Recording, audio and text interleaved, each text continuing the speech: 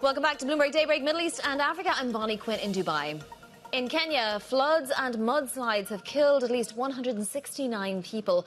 The death toll is expected to rise as torrential downpours caused by El Niño weather conditions continue. For more, let's bring in Bloomberg's Ondiro Oganga. She joins us now from Kigali. Ondiro, what do we know so far?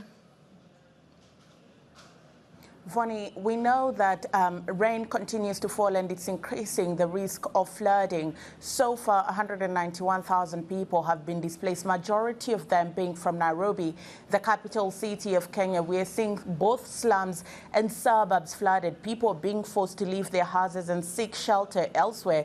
Many were caught unaware by the flood and had to take shelter in places like the roofs of their houses. But the worst tragedy happened in Mai Mahiu, where 4 villages was swept by water.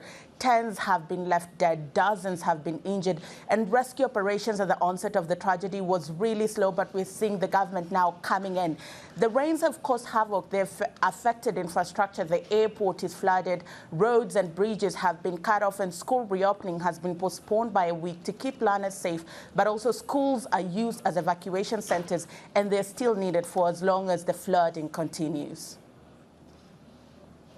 It's desperately sad. How is the government responding?